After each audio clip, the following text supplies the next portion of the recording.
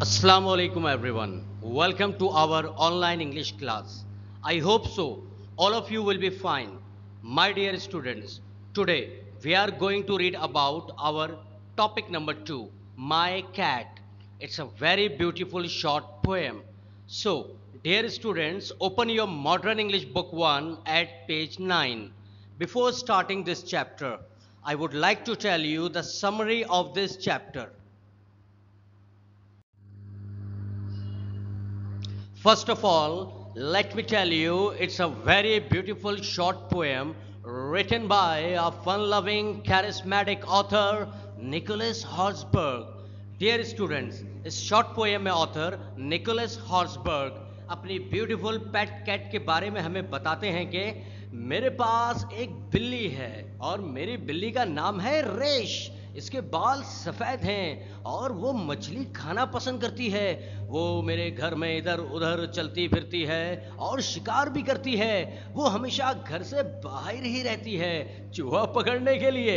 मैं उसके साथ खेलता हूँ और उसे साफ सुथरा भी रखता हूँ और वो ऐसी ज़हीन और साफ सुथरी बिल्ली है जो आपने कभी भी नहीं देखी होगी। After the summary or explanation of this beautiful short poem, now it's reading time. Dear students, before starting the reading of this poem, we have words to know to discuss first. Our first word is catch, to take and hold something that is moving. किसी हरकत करती हुई या चलती हुई चीज को पकड़ना कैच कहलाता है। Our second word is fur. The soft thick hair that covers the body of animals.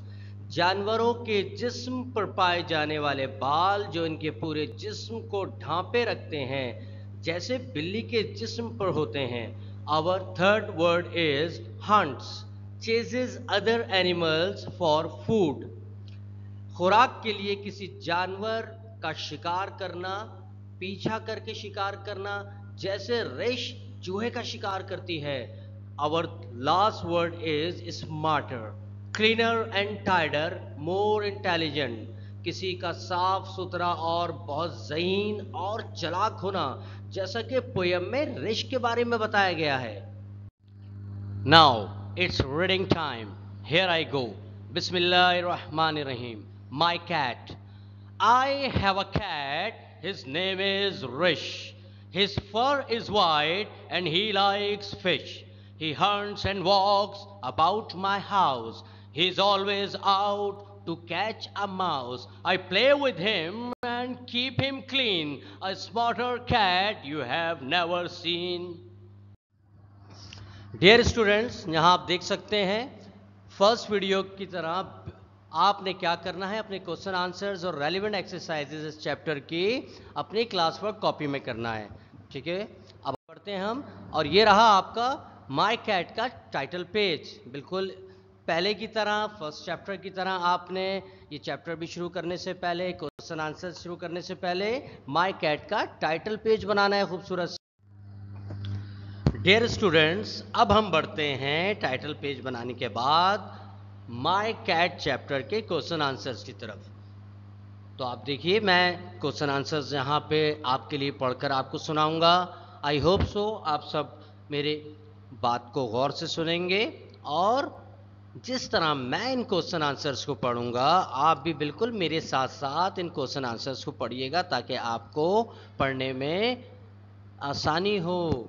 चलिए, our first question is Rish male or female? क्या रिश मेल है या फीमेल है? यानी इसको दूसरे वर्ड्स में हम क्या समझ सकते हैं, बिल्ली है या बिल्ला है ना भाई? तो इसका आंसर क्या है? Rish is male. तो आप समझ गए होंगे, रिश बिल्ली नहीं है, रिश एक बिल्ला है। ठीक है बच्चों, आगे चलते हैं। Our second question is, does Rish have hair or fur? What is it like? क्या रिश की बॉडी पर फर, वो जो एक बालों का कोट होता है, वो है या बाल है, और अगर हैं तो वो कैसे दिखाई देते हैं? तो इसका आंसर है रिश does have fur. It is white. रिश के जिस्म पर फर हैं और वो कैसे हैं? सफेद हैं. Now move to the question number 3.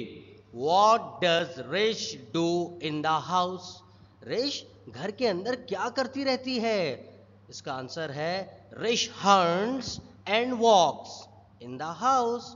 रिश क्या करती है बच्चों? जैसा हमने स्टोरी में पढ़ा था कि रिश घर में चलती फिरती रहती है और शिकार करती रहती है. Now move to the question number 4. What do you think Rish does outside the house? आपके ख्याल में घर से बाहर रिश क्या करती है?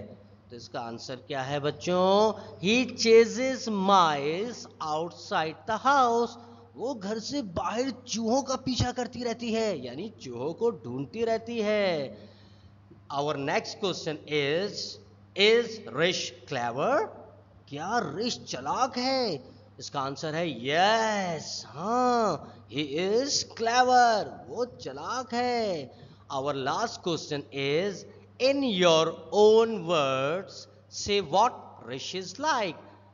आप बच्चों से पूछा गया है सवाल कि आप अपने अल्फाजों में या आपके ख्याल में ये बताइए कि व्हाट रिश इज लाइक, रिश कैसी है. तो आपने स्टोरी में पढ़ा रिश कैसी है, तो उसी को आप आंसर में लिखेंगे. किस तरह लिखेंगे? इसका आंसर है Rish is a white cat, he is clever, he likes to play and chase mice. यानी रिश वाइट कैट है, वो चालाक है और वो क्या करती है? वो खेलना पसंद करती है और चूहों के पीछे दौड़ती है शिकार करने के लिए. After question answers, here we have some relevant textbook grammar exercises. जैसा कि आपको पहली वीडियो में बताया गया था कि ये तमाम एक्सरसाइजेज बच्चों आपने अपनी टेक्स्ट कॉपी में करनी हैं और किसी भी मदद की सूरत में या मुश्किल की सूरत में आप रोज़ाना मंडे टू थर्सडे सुबह 10 बजे से दोपहर 1 बजे तक मुझसे ऑनलाइन क्लास में रब्ता कर सकते हैं. लेकिन ध्यान रहे कि आपने जो मुझसे रब्ता करना है, ऑनलाइन होना है, वो आप टाइम टेबल के हिसाब से होंगे. Thank you very much.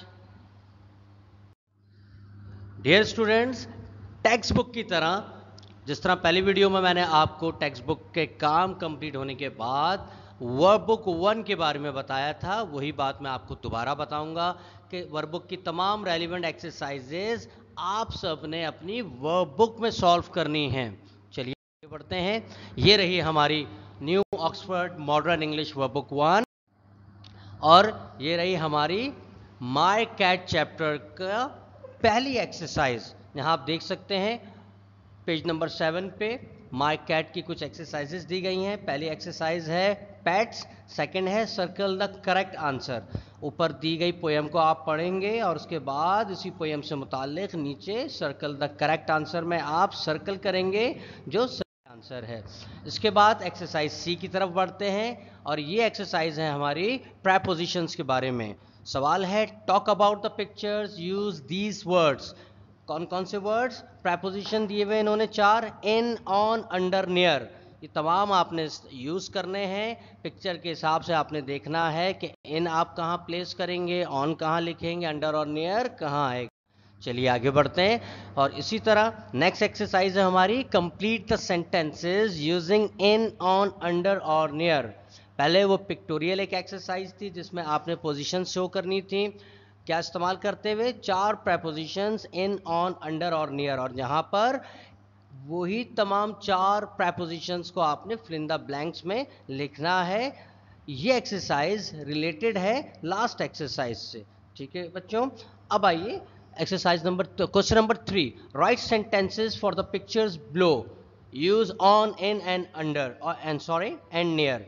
तो यहाँ आपने क्या करना है कि यहाँ आपको एक कुछ 3 पिक्स दी गई हैं कैट की और आप देख सकते हैं कि इन तीनों पिक्स के अंदर कैट इज़ डूइंग समथिंग. तो वो क्या कर रही है, उसी हिसाब से आपने on, in and near 3 preposition को यूज़ करते हुए यहाँ नीचे ABC आप देख सकते हैं ब्लैंक लाइंस हैं, वहाँ पे आपने लिखना है.